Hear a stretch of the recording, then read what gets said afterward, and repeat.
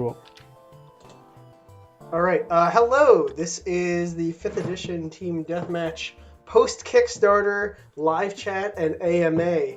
My name is Ross, and with me today are Brendan, Anthony, sometimes goes by Deuce, and Andy.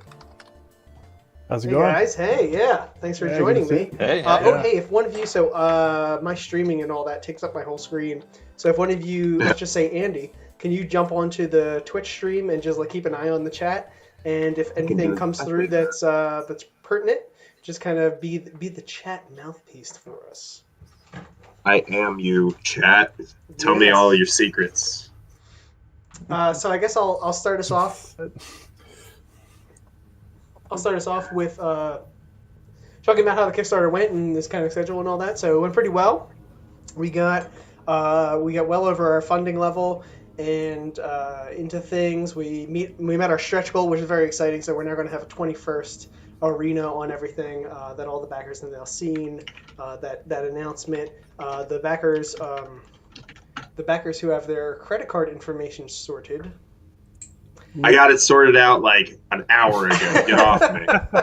Good job, The backers Andy. who have their credit card sorted have gotten a message directly from us saying, hey, tell us how you want your name to be put into the book. We're putting all the backers' names in the books as a form of a thank you. And also it has a link to an updated draft copy of all the rules. And in that updated draft copy of the rules, we have the first fluff text for the 21st Arena by Source of Victory, Our Lady of Triumph. So it kind of starts to give you a little bit of the feel for what we're going into there. I've seen a couple rough drafts of where that's going to be, so I'm pretty excited to see how that progresses in the next month or so. The schedule for the Kickstarter is that we're going to take this month to kind of regroup and pull back and kind of calm down from the hype and excitement of the Kickstarter itself and go back to focusing on production. So we're going to be making the few remaining tokens that are missing or not finished from the final product into there. We're going to be finishing up a couple maps that are not quite done. So, for example, Ambulatory of Sorrow, we're having that redone. We're having that redone by Brian Patterson. So that should be coming out this month. The Sweet. redo of that map. Yeah, he said he's working on it next week. And then after that, More like ambulatory of not done yet. Oh, yeah, okay, sure. Well, we got plenty of time for that. So right now the main document is in editing with John, and then next month is going to go then to Brendan here for starting out layout, and then we're hoping that the PDF itself is going to be all done, and we can put our 100% stamp on it, something like 1st of February, sometime around there, which is right around the time that we're going to start our 2019 online tournament. So once we get that under our belts, we can then focus on the online tournament. This is the one with trophies, which is very exciting. We've got 9 teams right now, and we're going to keep that open for a little while and let any kind of other stragglers go on. There's at least one lone wolf kind of player who's looking for a team. So I'm sure there's plenty of others out there who perhaps are listening to this who are thinking to themselves, I really want to get into that tournament, but it's just me. Go out and reach out to us, and we're putting people together and forming teams. It's going to be a lot of fun. If we can get a whole bunch of teams, that just makes a lot more competition, a lot more variance to the tournament, and it kind of brings a lot of good things to that. And you get to see a lot of different builds, a lot of different strategies, which is what we'd like to see. We like to see a lot of variety. Okay, cool. So, after the tournament, we also have plans in the works for new arenas. So we're planning expansion packs that are going to happen in the spring and maybe the summer. We've got a long growing list from various people. We've got a lot of people who are excited about Deathmatch. If they're either first time getting into this or it's kind of rekindled their passion and fire about this. And one of the first things that they start doing is they start thinking of all these crazy new arena designs, and that's definitely something that we want to encourage, and we want to encourage people to reach out to us and talk to us about that and put together. what if dogs had Tinder? What if dogs had Tinder, you guys? That's my idea for a deathmatch map. It'd be so cute. Who invited you? I think I just found a way to get into this hangout. You gotta stop hacking our chats, Andy. It's terrible. Yeah. Who is this guy anyway? What if dogs had Tinder, you guys? What if dogs had Tinder? I mean, that is a valuable question, but I think it is a little tangential what we're doing right now. So I don't even want to ask the question, but I will. Well, are you trying to date dogs? What are you trying to do? with No, this I'm arena? trying to get dogs to have adorable play dates with each other. Okay. I just want to watch. Okay. I'll be in the corner just watching. So this is more of a love match than a death match. No, well, maybe. Humiliation is you fall down, but then like cute puppies swarm you. So this is kind of like a variance on the puppy bowl. Yes. Okay. Fair. Okay. You're starting to convince me. You're starting to convince me. So one of the things that we would definitely ask people who are thinking about creating their own arenas is to absolutely look at our draft documents and go through the chapter that we wrote up on arena design. There's some really, really good pieces of information there. Designing for deathmatch is wildly different than designing for a traditional dungeon crawl kind of D&D thing. The ideas of balance and what is a normal area and things like that are very, very different. One of the things that comes up time and time again is people create these expansive arenas that are just way too large. And you end up with maps where teams are just spending entire turns running at each other trying to get into the fight. And that's like playing a level of Doom with no monsters, right? It's you're just like walking around and you're just like, all right, this is kind of boring. So one of the things is keep it tight, keep it focused, and keep it interesting. Look out for things that we've done in other arenas. There's so many that are floating out there right now, and so many in the Kickstarter package of things that we've done, and just make sure that you're not just rehashing the same things that we've done before in other arenas, or maybe slight variations to it. Think of something really creative and something off the wall. If you can think of something in Dungeons and Dragons that is not used very much, that is kind of like underplayed, let's harp on that. Let's build an entire arena out of some weird thing that you never see. So what do you guys think about all that? Yeah, I can't wait to I see what love people it. come up with. I guess to just add what you've been talking about, Ross. The concept of find a little string and pull on it and see how ridiculous it gets, and then just stay with that one theme the whole time, right? Because we've all passed drafts between each other, and one of the first questions becomes, does this fit?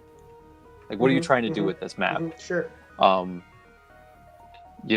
Yeah, one of the questions I asked kind of related to that is like, how does this arena help a team kill the other team? Right? That's what it's really all about. So what does it do to encourage that or promote that or give them some sort of tools to use to kill them in new and interesting ways? Montev7 is in the chat is bringing up the real That missing is elements from our Matt things, which is Evans. needs more slads. Well, Matt Evans knows we need more slads. Okay, chaos slads? Black Slads slads, are great. blue slads? I'm into it. Red Slad slads. salad? how do we incorporate them is the question. How do we incorporate, More of them. right? How do we incorporate So the death slots, right? More of Either them. the slads are like terrain effects, or maybe you take on aspects of different colors of slads that change the map. Yeah, there's some ground you can cover there for sure. But I mean, there's so much depth to the D&D that you can take any of that stuff and just start like thinking from there. I just saw we had there were 2 fan maps kind of already made, right, Ross? Yeah. There's a couple floating out there. One that, of course, comes to mind is that Bigby's hand map. Yeah, that Right. looks really cool. Yeah. And that blogger who I don't think I know, someone we know, because that would be embarrassing, or at least I didn't know they had a blog. They did another map that was basically like our run map, and it's got fans on the other on each end. Oh, So basically, I don't know if I've seen this. it's like brand new. Check Oh, out yeah? their blog. We should link to their blog actually. Hey, start 'Cause I pulling thought it that was up really and find cool. it. Yeah. Yeah, we Well- had it. Oh yeah, share your screen. Get it on the video. No, we're not sharing my screen. I'll just put it. I can find it in the chat. Well, tell me about it, and then we'll tell people where to find it afterwards.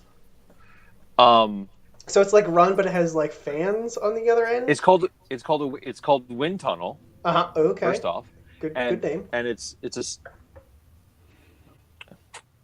you respawn in the middle, Mhm. and there are 2 massive adamantine fans on either end. and basically they just chop you to bits. And Okay. there's forced teleportation, and I'm into it. No, I'm gonna some ask wind speed where you- I'm gonna ask a loaded question here. Do the fans suck or blow? there is Push pull. there's a push-pull mechanism where you can direct the wind speed in different directions Oh, depending that's on. interesting. That's interesting. So it's like the inside Who's of there? a computer terminal or a tower. Yeah. So I mean, it's also a little bit Willy Wonka, right? It's Charlie yeah. in the Oh yes, the- totally like Yeah, weird, yeah, yeah. bizarre bullshit. But I love that. yeah. Yep. So the idea of a switch or swinging. Sorry, it's called the direction rune. Mhm. I'm just reading it now. Getting control of the direction rune, switching it the other way, and then like the other team just like fall into these adamantine fan blades and get destroyed. It's the exact point of deathmatch. Yeah, totally. And I mean, like, first of all, I would say, as a critique, as a constructive criticism, the blade should really be mithril because, I mean, you don't want something heavy. You want something light. You're such an engineer. I know, but no, that's a fantastic idea. Actually, I really want to check out the details to it and go into it and see who wrote it and all. Post that. it on the But- subreddit. Yes, post it on the subreddit, and we'll look into that and we'll reach out to that because that's at a core concept that's interesting. It gives you some cool tools to use to kill people. Like, oh, I have this now super sharp, huge fan blades that I can use to chop people up. And it's something that's not, it has some overlap maybe because you said it was sort of like Run, but it's its own distinct element. Yeah. So that's a great example. Right. It is. I'm For me, posting it in Cool. Cool. Yeah, the that's fine. chats now. So, but yeah, I just happened to see because I went back to it today because we had been linking to the Biggie's map and I was just thinking about it, and then I just looked at the rest of the blog. I was like, oh, there's another one already. That's awesome. Kind of fun how some of these things just fall into place really quickly. Oh, is it the They, same? like- Is it the same guy who did the Big V's map? Yes, yeah, it's the same blog. Okay. It's this guy Will. Yeah, he's cool. Oh, okay. Well, thanks, Will. I like Very it. cool. I like it a lot. But yeah, I mean, from the 4E days onward, I feel like the maps that made it to working really just had a nice theme and a couple of mechanics, or in some cases, very fun mechanics that seem simple but then get a little complicated, but they work out. Like pinball, right? Yeah. Pinball works Oh, great man. now. Yeah. We Um, broke pinball so hard though. That was one of my highlights of the old 4E days is when we had to retcon a whole round because it just didn't make sense anymore on the PvP map. Yeah. Yeah. But now with the draft we have and the match we played in, I mean, it worked so beautifully. I mean, in my favor, obviously we won, so it made it better. Yeah. But Yeah, I guess so. One of the things I wanted to talk about, or at least points I wanted to hit in this little chat, is talk about some global changes we've made to the game itself in the last this most recent update. So the two big things. So there's little changes to a lot of the arenas, like little tweaks here and there. For example, in Run, the Constellation of Spheres of Annihilation move a little bit faster, like just a little. Rob updated Vault of the Spider Queen to have 2 fewer of the power-ups, to be a little bit simpler and more sharp, for lack of a better term. He made the ochre jelly a little bit bigger, like real tiny kind of stuff. But the two big things are in Killing Spree and Humiliation. So Humiliation is the same on every arena in that it always triggers that whenever a Dungeoneer rolls a natural 1 on an attack or a saving throw, something bad happens. And then the basic stuff, so for example, Dead Simple is still like this, you fall prone. That didn't have quite the flavor that we wanted to do, so what we did is for every arena, it now has a slightly different effect. So Astral Ambush has always had its own effect, where it makes a hull breach, and it sucks everything out for a split second, and you have to make a saving throw or die. Every arena has a different effect like that. Ambulatory of Sorrow has always had the one where it sends you to like the bone pit of discipline, the chasm of discipline, where you have to like hop your way out.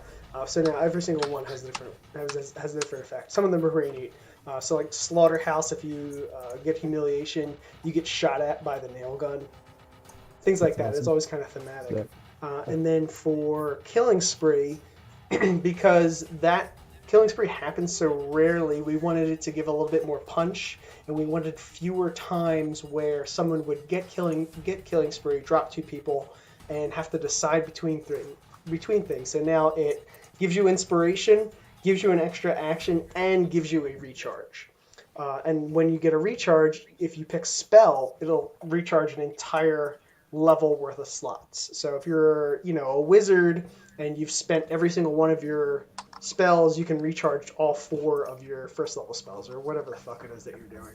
So it's a lot more punchy about that. And we've also kind of reconciled the idea that there's so many things that have instant death effects, and that's kind of a deterrent to things because it didn't previously interact with Killing Spree. So now we've opened it up to say, okay, the rule is if there are 2 or more enemies that either go from positive hit points to 0 or just outright die on your turn, that's what the trigger is.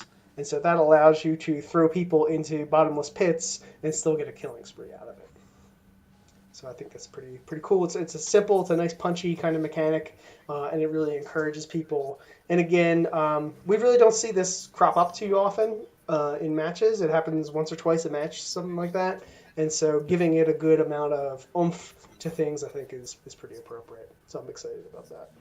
Yeah, I think those changes are great. I think the big change for me was because in 4th edition we had action points, and you could kind of save those for when it made the most sense to play, and just get your other action after you'd already killed somebody. Try to get that second one, trigger another killing spree, and we don't have the same dynamic. So I think we really gotta with adding the inspiration, that at least gives you that element of, oh, okay, I can hold this for a while and use it at the most appropriate time. Absolutely. Yeah. Yeah. I mean, there was always the option of introducing a brand new mechanic, but honestly, keeping within the rules as they're in for 5e is where we want to be. It's crazy and over the top as possible. Yeah. So, always a good consideration. Okay, so those are my What other changes? Oh, go ahead. No, I was just going to ask about the other change that you made recently was for the online matches, and this is going to affect the tournament, changing the format from 60 minutes to 90 minutes. I thought that added something. Face to face, we definitely like 60 minutes. It feels like a really good amount of time. It's a round number. And doing the online matches, the first 2 were 60 minutes just to match that. But I found that the limits of Roll20, even if you have a team that is just way on top of things and using it to its max, there's still a little bit of delay as people are opening their character sheets and fiddling around with the interface and things like that. So to give that a little bit more breathing room, expanded it to an hour and a half. And I think an hour and a half fits pretty well. In terms of total kill count, if you want to make it equivalent to a face-to-face match, you probably should make online matches 2 hours. It's probably twice as long. But I think at that point it starts getting a little bit stale. And, Deathmatch is all about harkening back to the days in the 90s when everyone was playing Doom on LANs after work in the office. And things are just like click, click, click, click, click, move, and really, really fast. And so I don't think the game really wants to go any more than 90. I think 90 is kind of pushing it.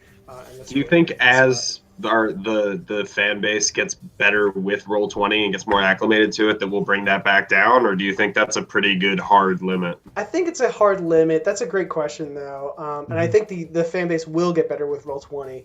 I would say 3/4 of everyone who played in our matches throughout the Kickstarter were very new or 100% new to Roll20. It was kind of like the oddballs that it really knew what they were doing with the program, and they quickly kind of like started to understand and had a learning curve on how all those pieces went together and how to make it fast and furious. I certainly did. I learned quite a bit about how Roll20 works now, but I think even at its peak, we're going to stick with a 90-minute, and that's probably what it's going to be. Yeah. the first match there was probably like 5 rounds or something. It doesn't seem that long for you to kind of really just like get enough destruction and enough death. And figure out the map too. And then just figure out the mechanics. Like that first round, especially with new players and people who maybe haven't played D&D as much, or haven't played D&D like fast-paced D&D.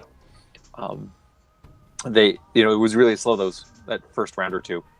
Yeah. But then it got better, right? And then just as everyone's like moving fast, the hour mark hits, and it's like, match is over. Mm-hmm. So I think that extra half hour gives landing room. Yeah. Like, yep. And pinball and then Slaughterhouse, I think, did early matches wise going to be the case.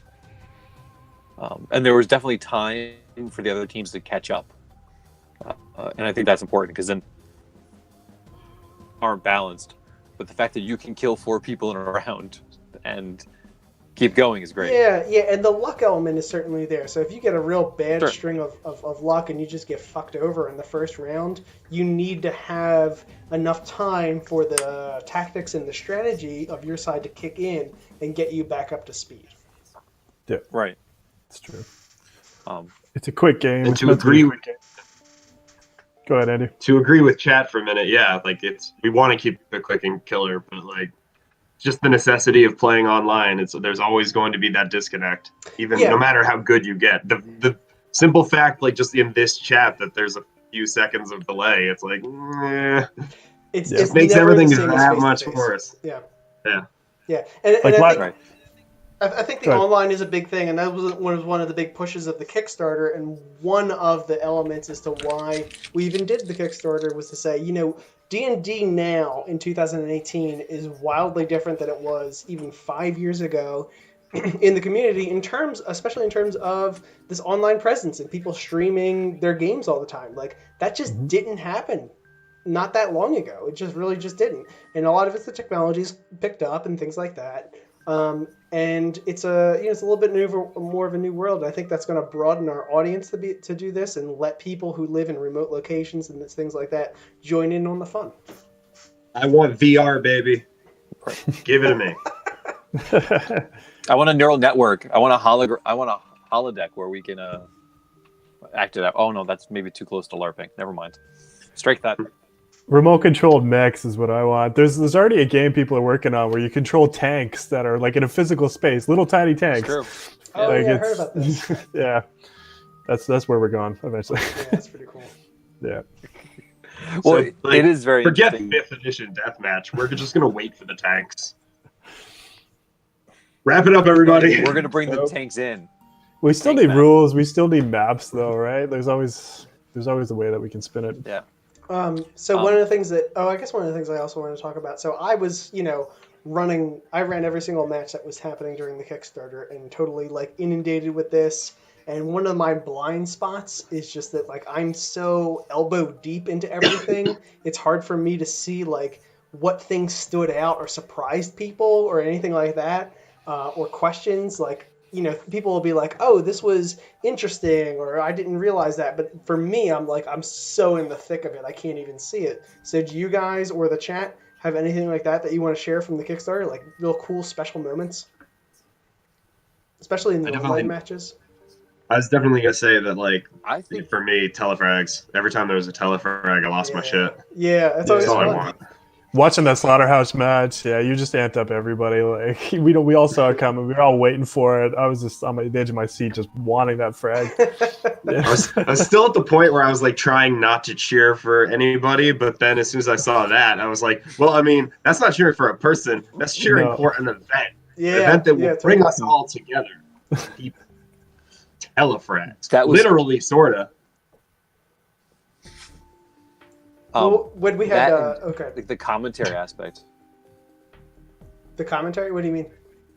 So I mean the part that really made it worthwhile for me when the telefrags hit was like the literal reaction, both the players on the screen and like Ross, just your voice like announcing it, right? Yeah. The ability that we can get like a GIF out of that, or we can get Yeah, that was something that kind of like we struck can meme me. that, which was during the Citadel match when Chris Sims was like, "Yeah, you totally sold me on this I realized I could kill people just by moving." And I was like, "Yeah, fuck yeah, dude." Yeah, he got it. Yeah, he really did. Yeah, and that was a cool trick he did. I didn't really think about that for 5th edition.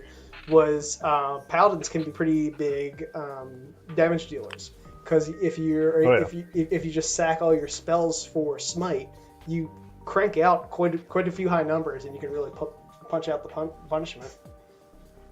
Yeah. Oh yeah, they always seem boring, right? Because I'm a paladin, but honestly, you can just smack so many things up, and on a map like Iron Lich where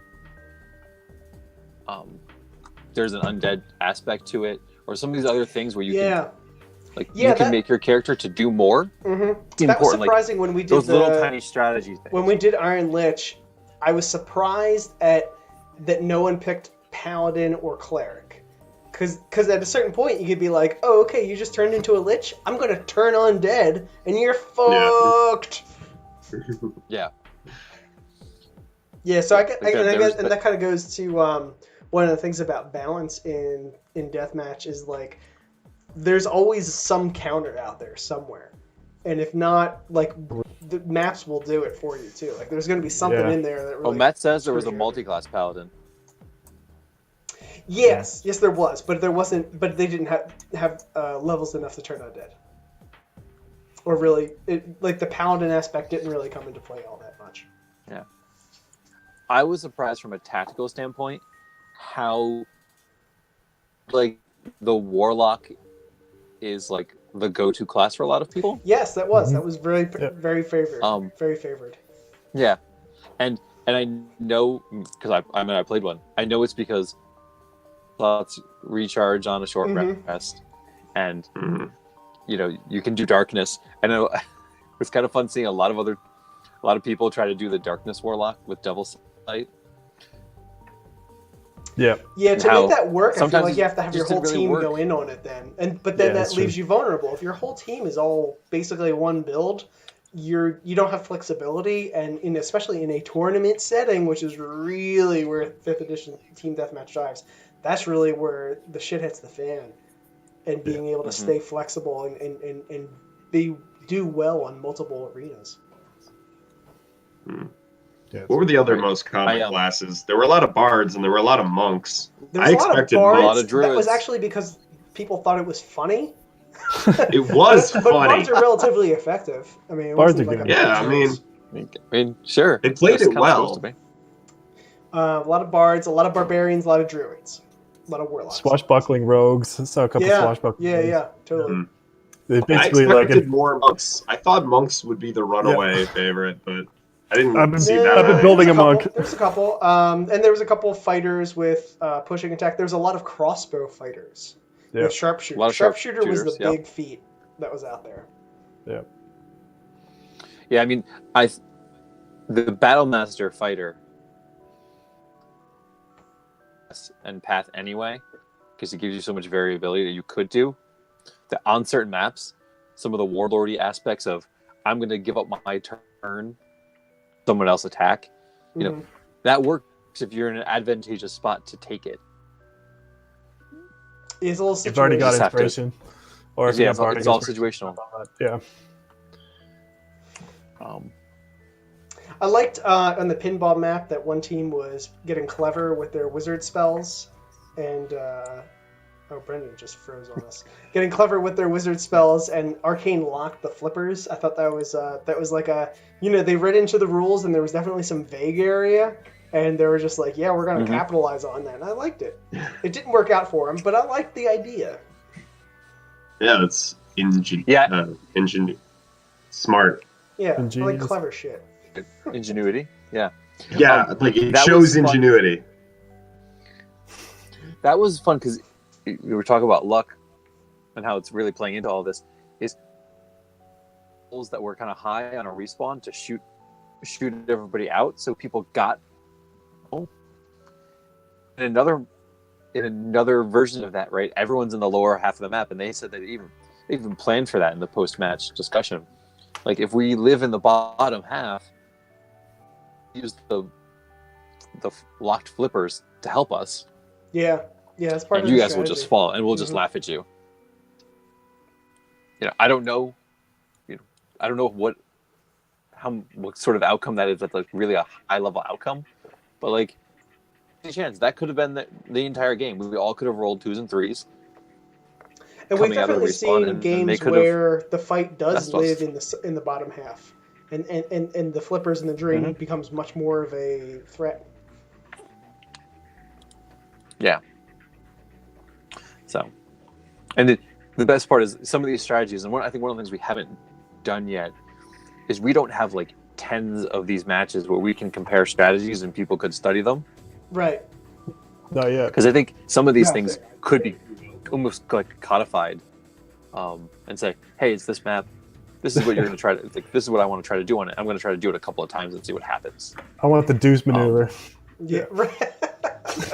Well, and I'm pretty excited. It feels like Wizards of the Coast is slowly starting to up their game in terms of production of quote unquote splat books. And I mean, it's nothing really terrible that they're doing or anything like that. I don't want to give it a negative connotation, but Xanathar's Guide has been out for a long while. There's a lot of printed material that's coming out that's giving more options, more player options. And with the more options that you have, that has more variants and different kinds of strategies that can go on in a deathmatch. And I'm excited to see that, because new stuff comes out, and all of a sudden that totally changes the meta, and you just get a whole new realm. Warforged are going to be official soon. You got to think they've been in their playtest for a while. Totally, they're going to be, and that's going to change a lot because of their long-lasting power. They keep coming out with new magic settings. Yeah, and new spells. Just like a new first level spell, if it's decent for a deathmatch, then like that changes a lot of things. Oh yeah. Right. I mean, even what was it? Toll the Dead is That's a D12 wizard cantrip, right? Yeah. So it suddenly takes the wizard very effective, and not just kind of this meager class. Oh, I've got these one-offs, which I don't think D12 is kind of piddly for deathmatch, but it's good. It's okay. It's better than everything else. But for a base, it's a base attack, right? Yeah, but if I'm a rogue backstabbing you, which I can do all the time, then I'm really doing like 11, 12, more than that. Oh no, plus my modifier. So I'm doing like 15 damage. Like if you're not doing 15 damage, you're not really a striker. You know what I'm saying? With a wizard just doing Toll the Dead, that's like 6 or 7. It's not that great. It's okay. It's not that great. But it's also a cantrip, right? It's not supposed to be over the top. But I was just getting to the point that it kind of levels the playing field a little bit. It helps. It definitely helps. It just helps a little bit. Yeah. And actually, one of the things I'm surprised we haven't seen is we haven't seen an all wizard team yet. I think an all anything team is so vulnerable. Except Druids. Oh, they're all vulnerable. Yeah. Except for Circle of the Moon. To be honest, Druids have shit armor class and they have shit damage output when they're in beast form. Yeah, in beast form they're unkillable though.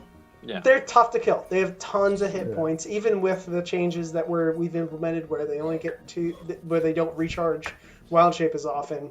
It's they're big meat shields, but you need to really win. You need to capitalize on that meat shield and have other players come in and do the damage. Yeah, it's true. Yeah, it's all about. I mean, you can balance out the team, for sure. It's just with the way 4E was when classes were a little more similar to each other. You could do a lot with wizards, right? Right. Or with monks. Andy's mentioning system, about monks. Yeah. We had a 4-wizard team on Pinball Wizard. Right, of course. Oh, yeah. Well, you were all wizards. That's a whole different. I mean, that's a whole different discussion as to why that was freaking amazing. Yeah. So I guess next let's move on to Brendan. You've got a bunch of questions that you've accumulated over the last couple of days that you want to bring out a couple of them, right? Yeah, let me just call out the chat program. So,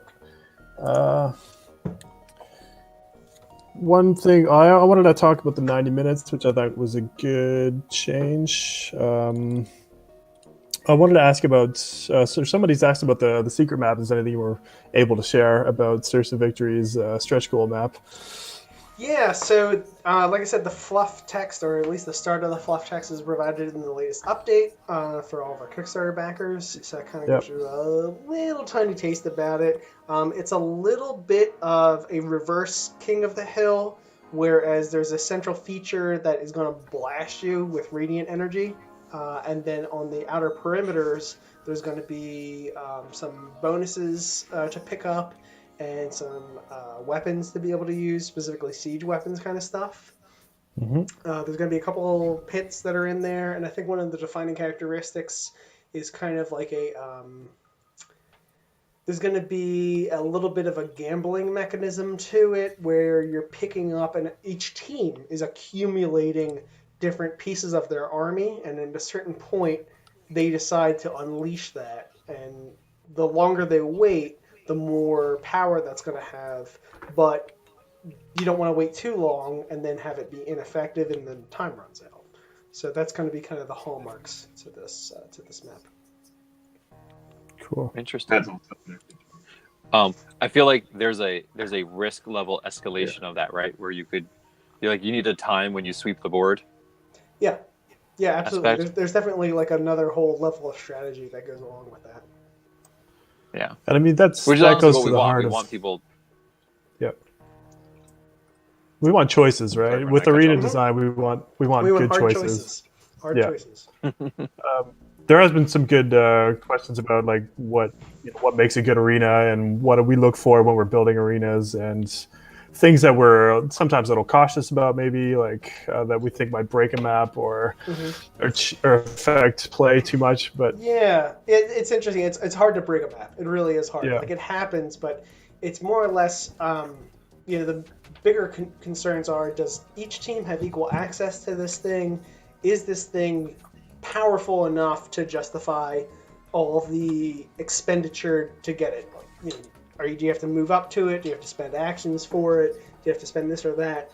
And then, so more often than not, things are underpowered. And I think I tell people, okay, you need to crank this up.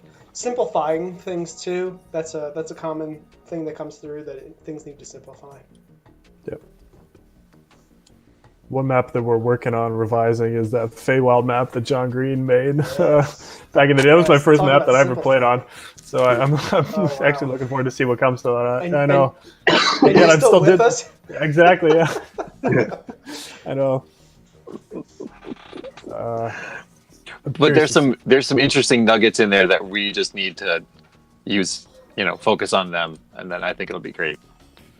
Yeah, it's easier to edit down, right? It's harder to add. It's easier to take away. Yeah, that's true. It's easier. It's not easy, but it's easier to just like take elements and just chop it right out and say, okay, we're not doing this. Yeah, or combine stuff, or do whatever needs to be done, and see what works. Like we all kind of fell into 4E was really easy to be like, oh, here's just another action, right? Here's net willpower. Here's a one-off consumable, but here's another item. 5E doesn't work. Yeah, 5E isn't this. It's a fun challenge for us to think about it as well. Yeah. Oh, this is a little bit of a non sequitur, but something that just kind of came to me. I'm really hoping that at least for one or two of the matches on the online tournament in February or February or March, that Andy and I can get together in the same room, have a video shot on just us, and share a microphone and be like a real, like, okay, these are the two sports announcers. I've kind of had this vision. That's right, Ross. Yeah. Get your, Andy's going to be the color, and then I'll be the technical. Oh, that's gotta hurt. Yeah, bullshit like that. And I think that's what we're going to start moving forward with. Like we've tried Skype so many times, and it's just been what if dogs had Tinder?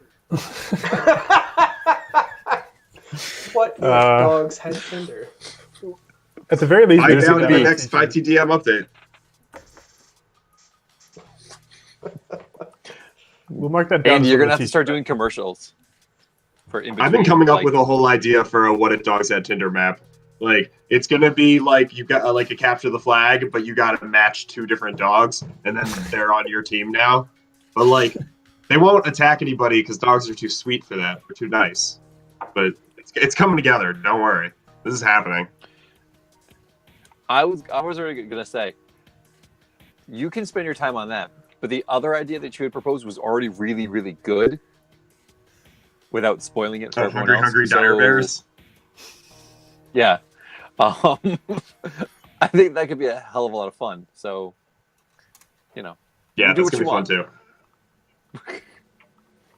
Yep, Matt's got it. It's gonna be matching dogs provides team buffs.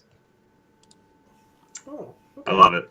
Okay. Based on the match. So it's a memory game. Oh, we're gonna have like a 2-part system, like in Aegon's, how we had that massive list where you match up random stuff to get storylines. We're gonna do that. Like Chihuahuas, if you match a Chihuahua and a Pug, it gives you this power up and stuff like that. We'll call it the Ross.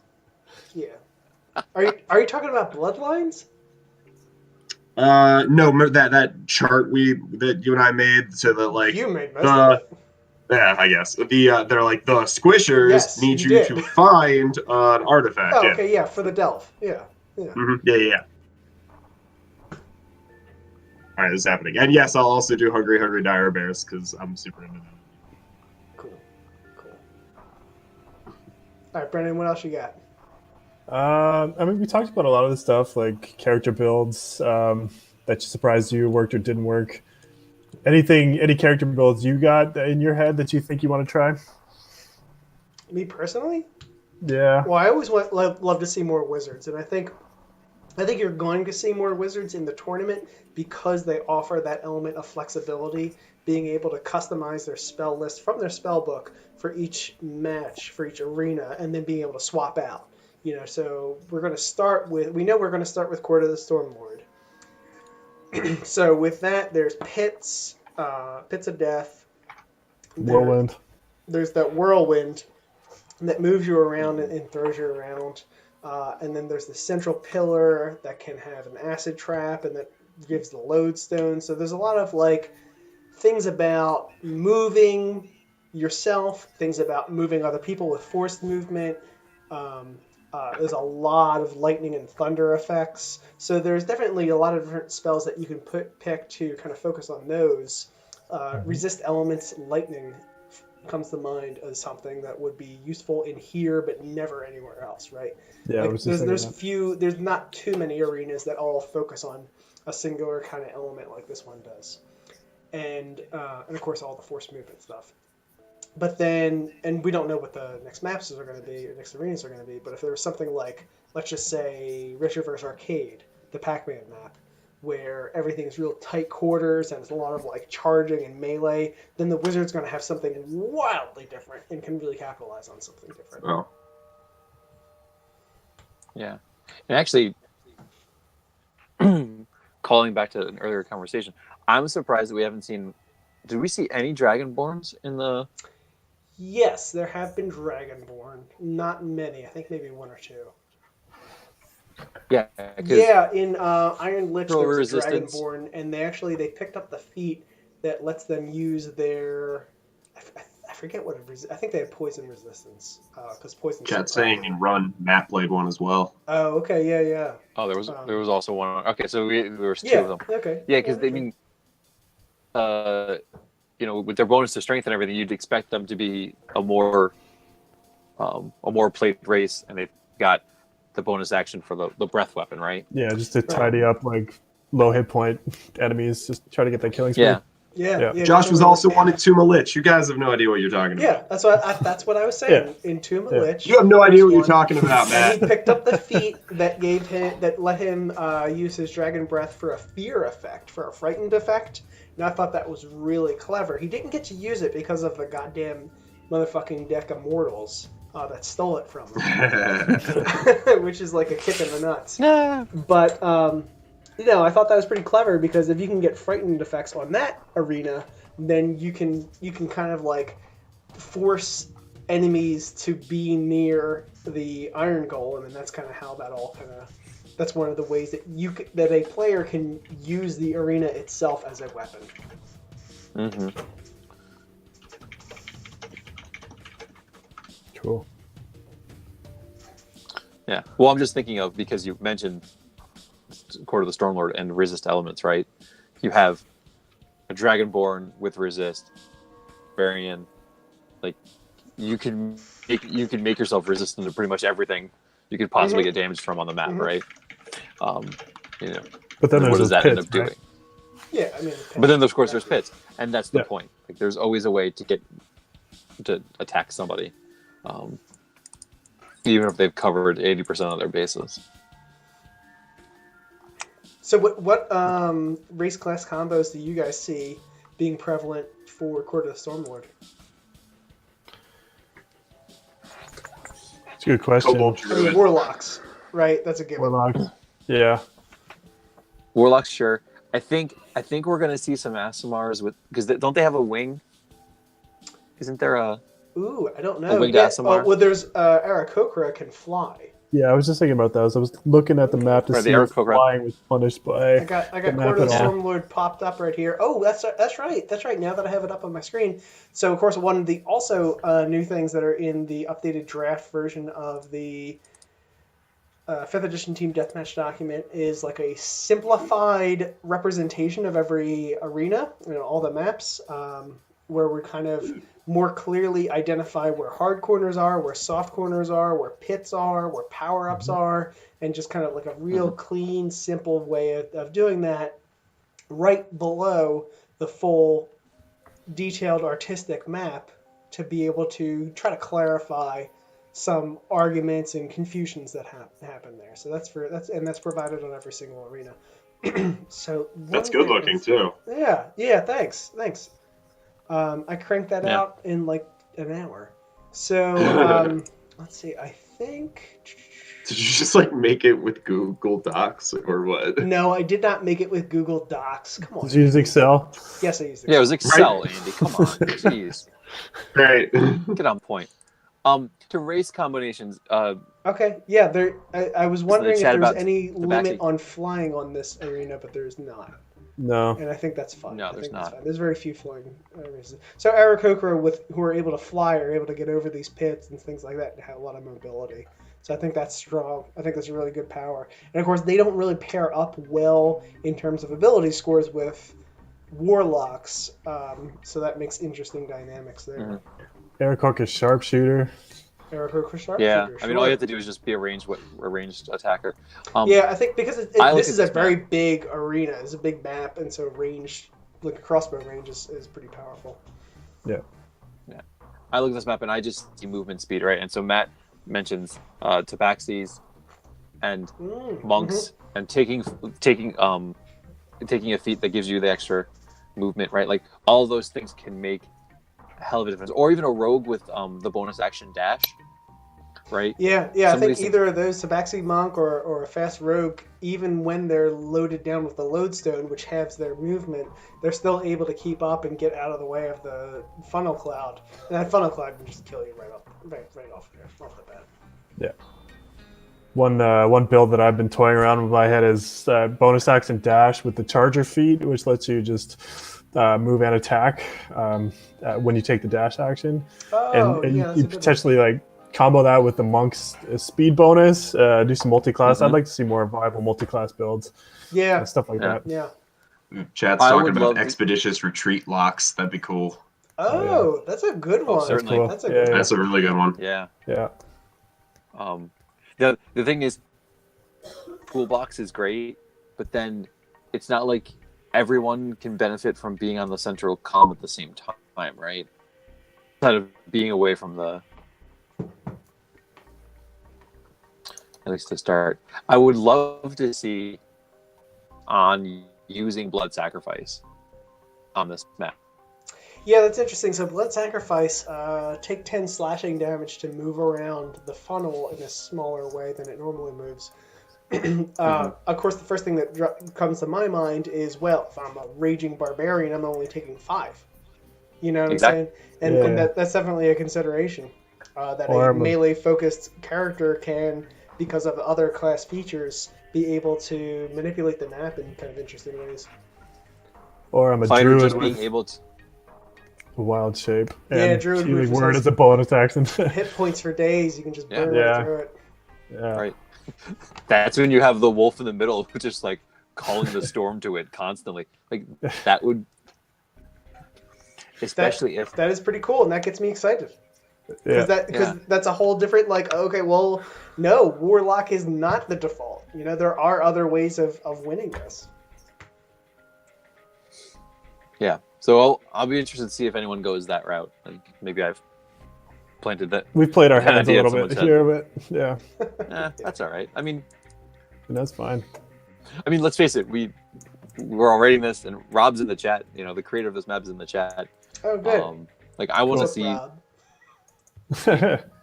I want to see Ask Rob people if he's like. playing in the tournament with me. He hasn't responded to my email. How many times Rob, are you playing in the tournament? does Rob get asked if he's the king of the North? Because he's from Canada? You know what I'm saying? That's funny. Not enough, I'm guessing. Yeah. He needs to start spelling his name with 2 B's. Yeah, that'll help. That didn't really end well for that, Rob. So maybe Yeah. the one's fine. That was Started fine. great. He worked into his wolf and died twice. It's the way we all want to go. Yeah, now he's worked into the sword ice, and we're fine. Hey, moving on. We don't want to digress into that. We really don't. Right. Either way, just saying, as people in this chat, both on video and then in the actual chat function, like we want to see these maps get used, right? We want to see people Yeah. maps that even we didn't think of, right? Yeah. Yeah. That makes a good point. So one of the things that also has been updated with the newest backer link is that there are there are image files of all of the maps for all the arenas that have been published so far, and that was included with the implicit idea that we really want to let the players out there, all of our backers, take these images and use them to run their own matches on Roll20. We really want this to expand beyond us. You know, us guys here, yeah, we can host matches here and there, but we want this to be exponentially growth. We want exponential growth here, and we want all of you guys who are listening to be able to take this and bring more people in, grow the community, and use this to make your own Roll20 stuff. I want to see public postings on Roll20 and everywhere else that says, "Hey, you know, we're running a death match. Let's get some people together." Yeah, I want to see live matches streamed at the fast pace that we love. yeah. I want to see timers work on like how to 1 do minute that. turns. Yeah. We're gonna do it February 1st. Like Yeah. you guys are coming to Toronto, we're gonna. But I figure mean, this like out. the technology, I don't know Right. how that works. I don't know. I'm going to rely on you because I'm not bringing. We my know smart laptop. people. We know some smart people. Yeah. We'll figure. Do we? We can definitely make it work if we want to try to replicate that in-person adrenaline. I came to this and like sitting at my desk in the morning instead of doing my actual work, going like, what am I gonna do? What am I gonna do? My turn might be exactly at 2 p.m. If it starts at 2 p.m., like this is what I'm gonna do. Well, that's when we had like 1 or 2 matches on Play by Post that was like, okay, cool, we're going to do 12-hour turns, and everyone lost their shit. Yeah. Because people would like man. Wake up in the purposely morning to 10 wait turns. to like screw the next person over. Oh man, that was one Yeah. of the stressful nights of my life. Like my phone died right when I was about to post my turn. Oh my god. We almost lost the whole match, and I was just like sitting in the bar. I was out with friends. I was just like, "Oh my god, what Sorry, am I doing?" guys. I gotta go home from the bar because I gotta play. Who has a deathmatch. charger? Yeah. You guys don't understand. This is kind of important. I gotta go gotta throw kill my my friends. friends into the Death Wyvern's acid pits. It's important. Great man. If we love Oh, telefrags, which we do, Death Wyvern's Crucible is Oh, so awesome So because good. humiliation throws you into a random teleporter. Mhm. Oh, that's a great one. It's such a ridiculous one. I remember very fondly Kevin coming in to that match. I was playing against him on the other team, and he had this like super high hit point, anti-paladin, blah blah blah, crazy high AC, and I was like, okay, cool, you're in the teleporter, you telefrag, done.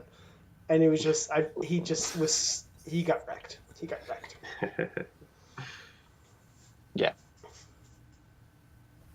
And I think as more people play this, they will oh, that's what I'm gonna do. I'm on certain maps. We're gonna play that game. Yeah. And I loved how it kind of devolved into that Slaughterhouse too a little bit. Mm-hmm. Just never.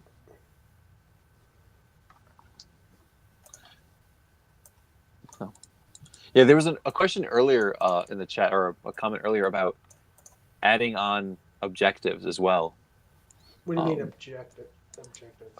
So it would be cool to add objectives to a map, like capture the flag. If you score a capture, there's a capture the opposing team.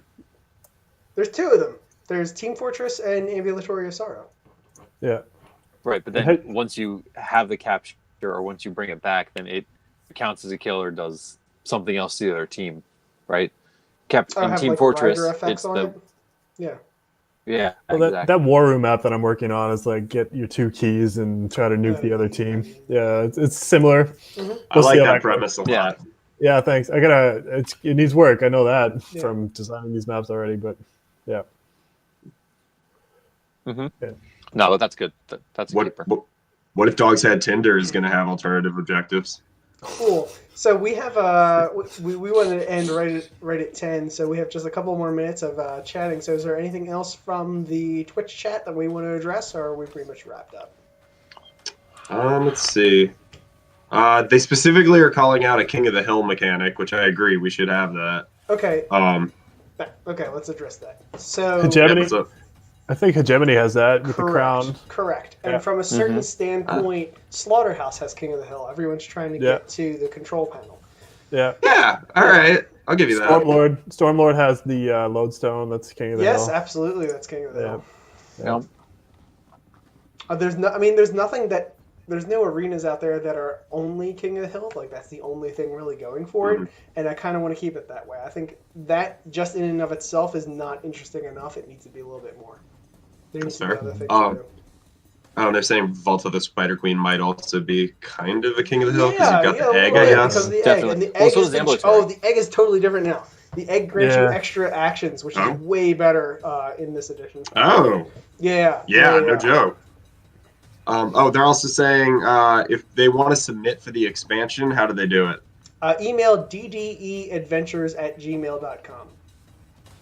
Subject line, I want in-dat expansion. Hashtag, I want in-dat expansion. Hashtag Dogs Have Tinder. Hashtag dogs. No. What if dogs Hashtag what if. What if? Dogs have Tinder. Well, by that point, no, because it'll be Andy sending the first email, and Dogs will have Tinder at that point. That's the... Oh, no. Just make it happen. I think even if Dogs had Tinder, philosophers would still be asking the question, what if Dogs had Tinder? That's true. Yes, get on that email, send it out, ddeadventures@gmail.com. You can get in on this. We have a document running where you can see everybody's fun little submission ideas, then where we refine them together. And Ross's brutal comments. If you these weren't even close. So part of the submission process, we're not going to publish it unless we're happy with it, and we're going to, this is like, if any of you have ever been through any kind of art school or critiquing class, like, we're going to tear your shit apart, and it's going to be brutal, and you're going to have your feelings hurt, and that's just part of the way we do it. We're not.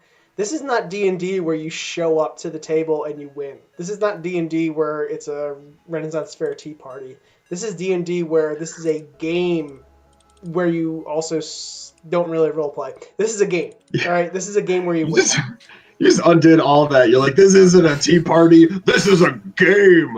Like, this is war, son. Exactly, right? So we're not going to pull punches on this one, and we really want everything to be the best that it can possibly be, and it's to make your vision the best that it can possibly be. We're not going to sell you short and tell you that it's great when it's really a big pile of steaming shit.